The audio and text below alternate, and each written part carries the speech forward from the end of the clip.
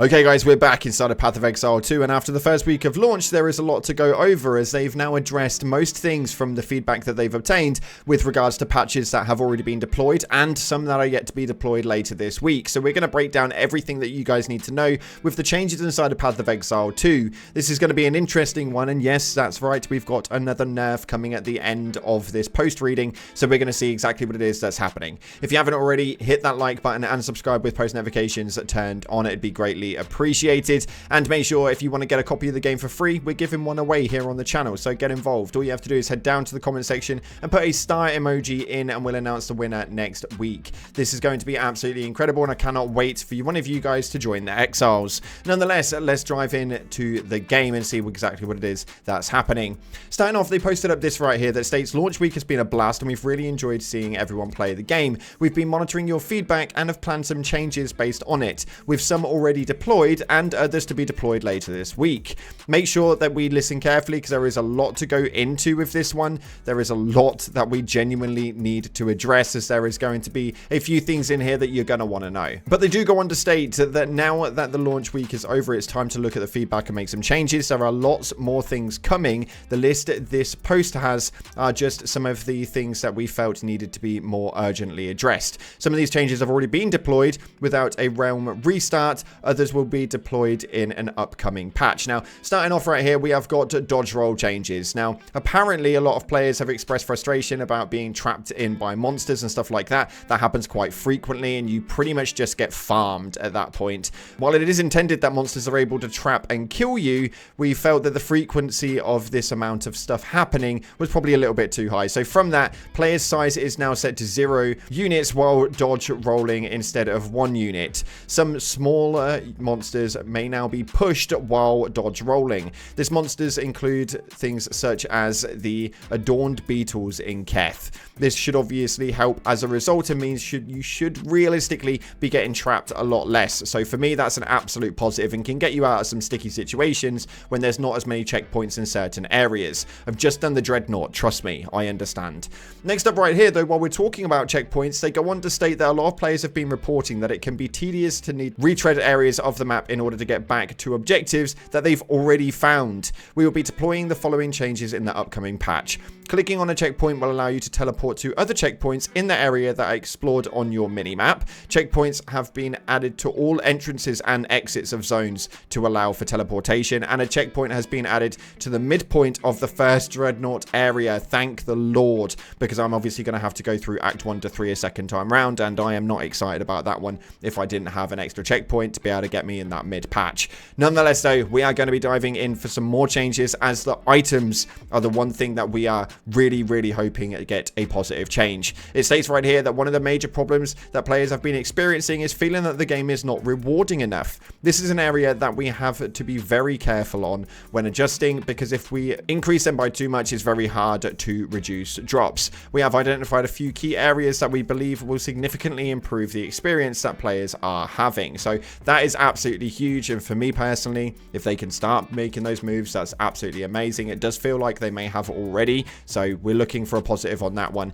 Rare monsters though, they've deployed the following changes. Of the rarity bonus per rare mod has been doubled, a 10% quality bonus per rare mod, and they've also increased the chances of rare monsters inheriting, having more modifiers as you progress through the end game. As again, these were not rewarding enough, and this didn't affect the campaign as much because people were there for the more unique bosses, increasing the overall map amounts of drops, but it is especially noticeable when playing in the end game where unique monsters are less common. So you may not have experienced this problem so much so, but if you were in the end game, you'll definitely be able to agree with that one. Next up though, the currency changes. Now, they felt that players were not getting enough of certain currency, either in the early game or to sustain adding mods to maps, which I personally really agree with. I feel like they just come too few and far. I've had a couple of regals as far as the shards go, to being able to get hold of a full regal on its own. I've not even built a full one yet. It's absolutely crazy. But they have deployed the following changes. Regal ore drop rates increased around 40%, which is absolutely huge, and I'm so happy about this. Disenchanting of 6 mod rares to give 2 regal shards instead of 1.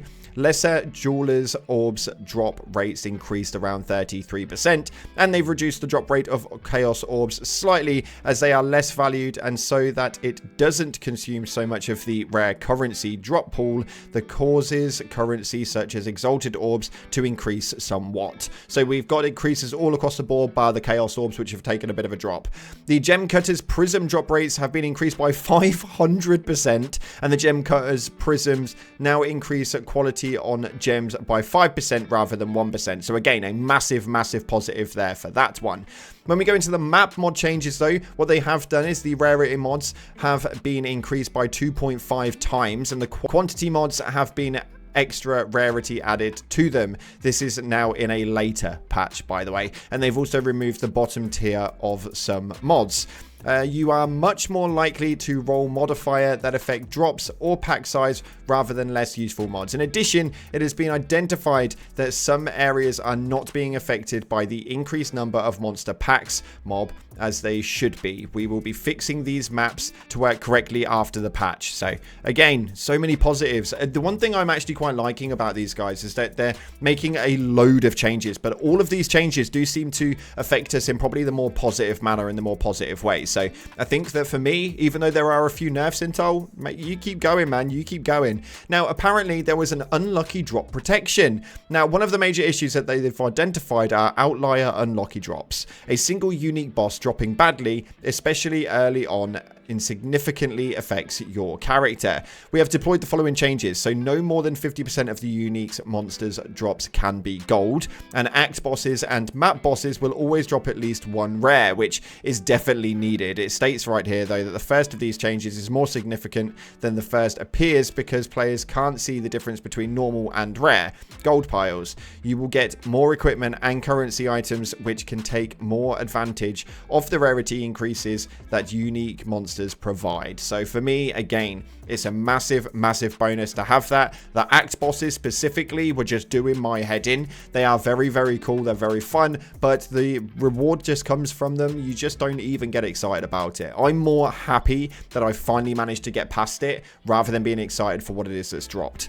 The click to move, they have deployed a move only, no longer name locks. Now, what is it that they mean by that? Is there was an issue where the move only command was name locking. This would often result in your character confusingly attacking in an unexpected direction while holding down this action. So that's obviously now being fixed. And with the endgame maps, the changes that they have made is that rare monsters now appear on the minimap where there are 200 monsters remaining instead of 50. And many maps have had additional rare monsters added to them to make sure that there is a minimum number in every map type. Over the coming weeks, they'll be continuing to work on the map layouts and monster density issues in maps. So make sure you take that one in toll. But they give you a little conclusion notice right here that states we'll be posting patch notes for these changes when they're deployed. For a list of what's just been deployed, make sure you check out the patch notes here. I'll make sure to leave the links all in the description for you guys so you can go and check those out, because I think that you'll definitely enjoy it. Although one thing that is being changed that wasn't on that list is due to the Raging Spirits, where in an upcoming hotfix they'll be making it so that the Raging Spirits can only summon 5 Raging Spirits per cast at all levels. So they will also no longer be able to be spawned from triggered fire skills, which obviously is coming from the trigger meta gems that everybody's been talking about. That is obviously no longer going to be the case. It states after the hotfix we'll be making adjustments to other trigger meta gems. In particular, we are going to be moving towards it being that you will not be able to apply weak ailments from low level abilities to build energy. It is our intention that using low level skills with no investment is not an appropriate avenue to trigger copious amounts of high damage spells. So obviously that's going to change, and I am a little bit happy about it. I think that these sorts of things obviously are due to happen, and for me personally, they're making the buffs in the right places and making the nerfs in the right places, because this was so OP that most people were trying to aim for this build. Now, not a lot of people are obviously happy about this, as they do feel like people are having their fun ways of playing being removed, and some of them are obviously quite reliant on those builds already, so they're obviously going to be nerfed, and it means that you guys have to backpedal a little bit. Now, obviously, I use the Raging Spirits quite highly, so I'm obviously going to have to make a little bit of a backpedal and try and figure out some alterations towards my build, but nonetheless, that's how this thing goes. Welcome to the live update genre. Yeah, I know, it happens quite often. Nonetheless, so that's unfortunately we've got time for today. Thank you so much again for watching. watching and all of your support with the PoE content. Hopefully you guys are enjoying it, and if you are, make sure you reward this with the like button being slapped, and subscribe and post notifications turned on. Thank you very much for watching again, guys. Appreciate your faces, and as always, up until the next time, I'll see you in the clouds.